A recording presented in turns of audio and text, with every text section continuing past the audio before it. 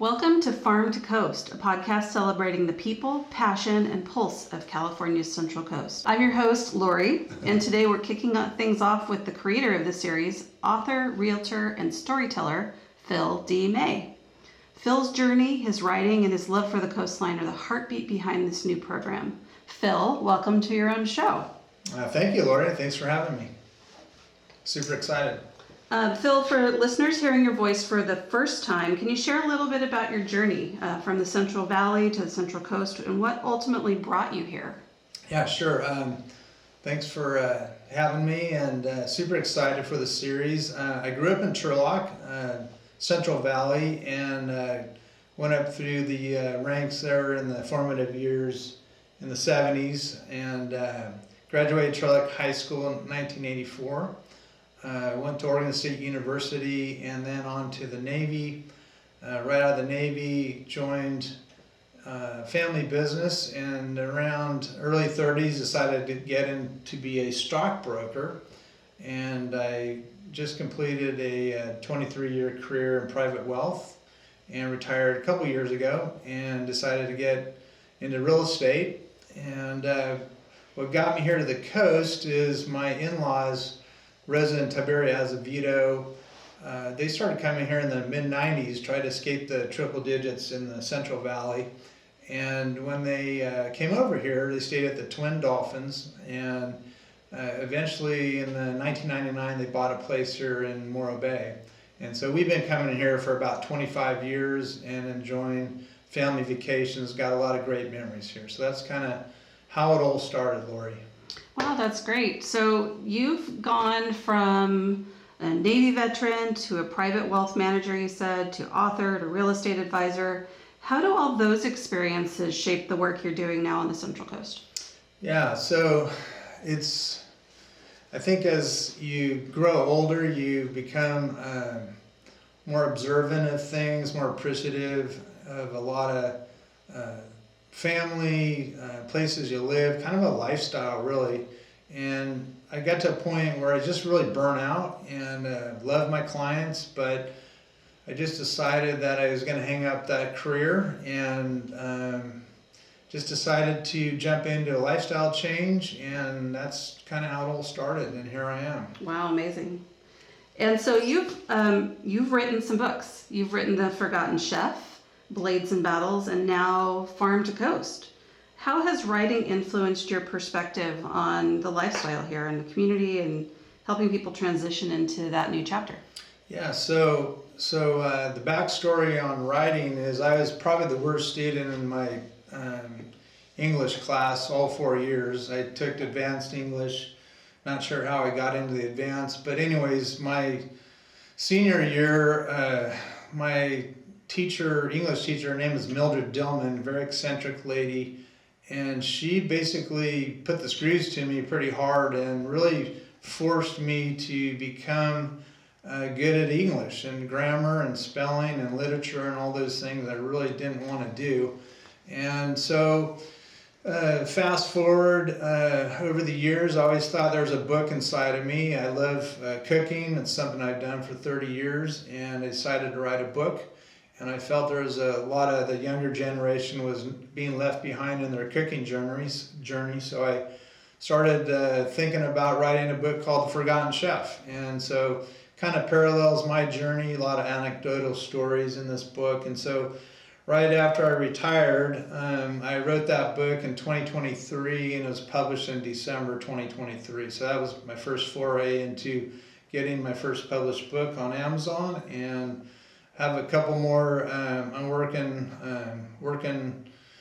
on getting published. The most recent is Farm to Coast, and that's basically talking about all the great things that we're going to try to present in this web series.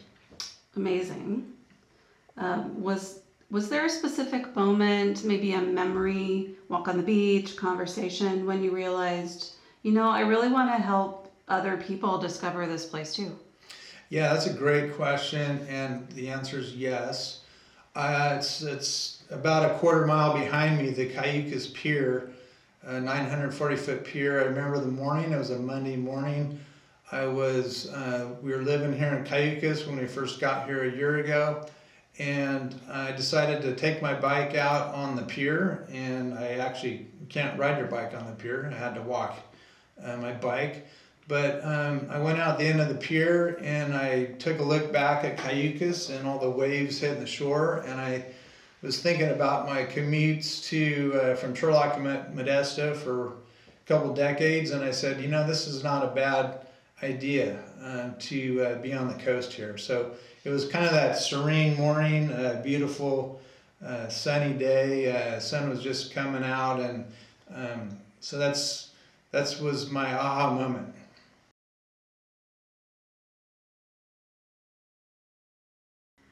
Okay, Phil, so what inspired you to create this podcast? Was there a gap that you saw, or what do you hope listeners will feel after each episode? I think as you live in the Central Coast and you see the beauty and you experience all the sounds and the sights and the food and the tourism that goes on, just a lot of excitement, I just felt like something needed to be done to reach an audience that maybe wants to know more about this special place called the Central Coast. I've heard you describe the series as a who's who of the Central Coast. Who are some of the types of guests that you're excited to bring on, like chefs, winemakers, surfers, artists? Yeah, so we started coming here in the late 90s, early 2000s, and as you approach Paso Robles, we noticed that there was a lot of wineries and vineyards popping up all over the place. And so it's been kind of fun to watch kind of the whole evolution of kind of the food culture, the wine culture, the surfing that goes on here. And so that was what first inspired me, is just noticing the rapid change that the Central Coast has had, and also listening to stories of people, friends who've went to Cal Poly. They just love this place. Also had some roots here as a young high schooler coming up the coast and from like Pismo north, and passing places like the Madonna Inn, and really just wanted to get the story out. Just kind of show exactly what's here, who's here, and I love culinary, and so I'd love to bring out some food culture and interview some chefs, and also a lot of surf culture here. And I do have a lot of friends that are surfers, and I'd love to get them in and share kind of their experiences as well. And there are so many beautiful places in California. What makes the Central Coast the perfect backdrop for the conversations you want to have? Yeah, I think, as you head over here in the middle of summer, when it's 110, 113 in the valley, what's interesting is the topography changes, and as you approach Paso Robles and then go north on the 101 there to Atascadero, once you go from Atascadero down into Morro Bay, you notice a temperature change, a drastic one, and it's gone from, we've been driving 112, 113 degrees, and about 20 minutes later, as you're approaching Morro Bay, it could be 55 and foggy. So that's something that's super cool to think about. That's why everybody wants to be here in the summertime. That's true. That's true. And I know that you love shining light on people who put their heart into the region. Why are their stories so important to the larger message of that Central Coast lifestyle? Well, there's a lot to brag about here, and if you take tri-tip, for instance, that was a cut of meat that really emanated and started here in the Santa Maria region.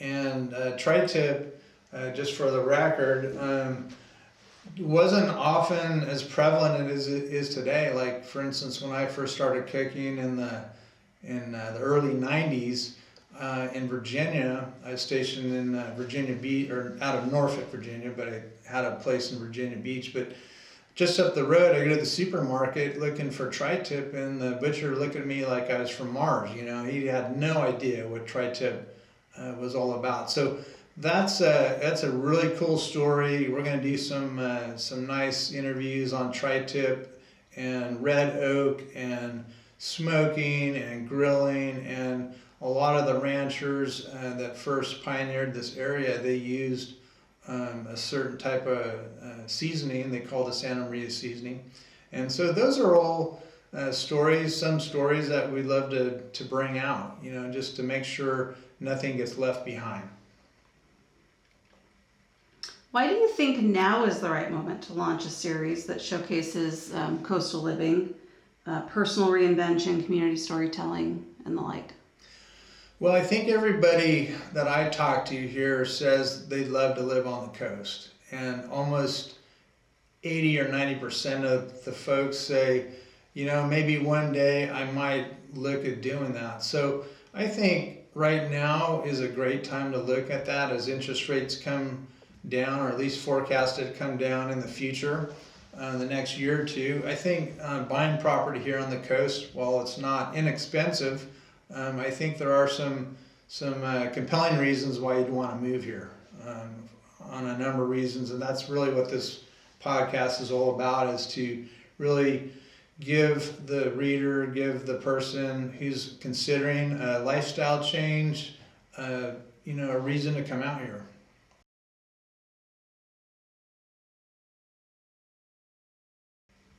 You talk a lot about your theme, from fields to waves. What does that personally mean to you?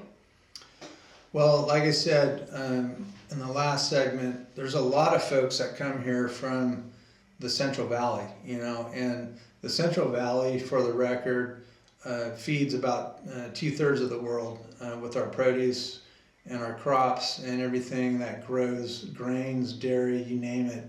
And so I think fields to waves basically is a metaphor for their journey this way, because a lot of folks come from the valley to the coast to enjoy the coast, and that's basically the reason.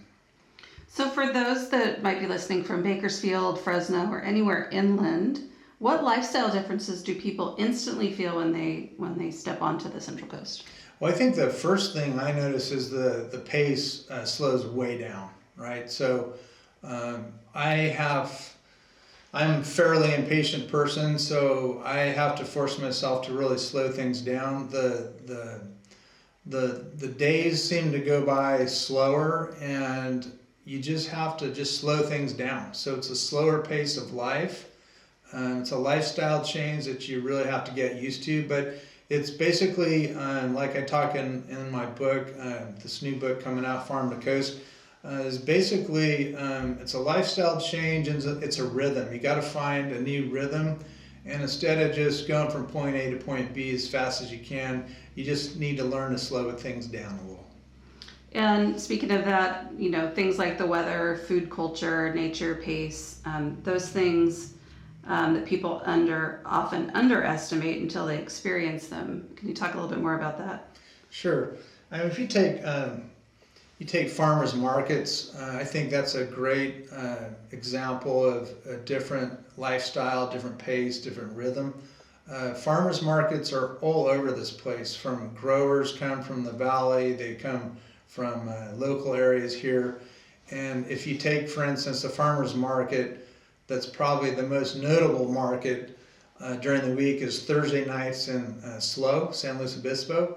That's a huge farmers market, and we've been coming to that thing for years and years and years, and it just basically lines the street. Higuera is just covered with vendors and food and all sorts of fun activities. So that would probably be a real good example for you, Lori.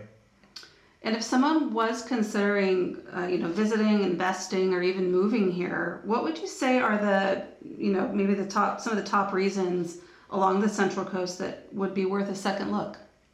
Well, I think education is pretty solid here, and I think very much family friendly. Like I said, the pace of life is a lot slower, and so I think family would be, a big one. The food culture, there's a lot of great restaurants here. Like you take Firestone Walker Brewery in Paso Robles, has been a huge success. There's local markets, the avocado market on Main Street, run by my buddy Mike. He's got all sorts of organic produce and meat and everything that you can imagine to buy. So those are just a couple examples of some fun things on the coast that you can get involved with. And on the other side of that, if people, might have some misconceptions about living here on the coast, like pricing, pace, accessibility, what are some of the myths that you think would be helpful to clear up? Well, I think the first myth that I think about is, it's for somebody else. And I would just challenge everyone who has the means to consider a lifestyle change to really pursue it. At least, run the numbers, talk with your family, your friends, your spouse, significant others, and say, hey, is this a move we want to make? And if so, let's look at it. So, I don't know if that answered that question or not, but that's what I would say. Yeah, and you help a lot of clients through those lifestyle transitions. After you've worked with them, what do people typically tell you after they, finally make that move here? Yeah, I think the first thing they say is, why don't we do this sooner, right? Because it's easier not to do something, right? There's always a reason why you shouldn't be doing something. And so I guess my angle and my push with this whole idea is to really kind of get people kind of out of their comfort zones and just say, hey, let's give it a shot, and if it's for us, let's do it, and if not, then stay put. But the idea is that everybody should challenge themselves, and the probably the best explanation for me was during COVID. Basically, everything got shut down, as everybody knows. And so what happened to me, I don't think without COVID I wouldn't be here on the Central Coast, because I started saying, like, if I'm shut out of my office and I have a laptop and a phone and internet, well, I can pretty much carry my business anywhere I wanted to go. So that's what kind of got me thinking. I talked to my wife, and she said, hey, I'm on board for a change. And we had a couple kids heading out of the nest, so to speak, and heading off to college. And we said, yeah, let's go on an adventure. And that's what we did. So here we are.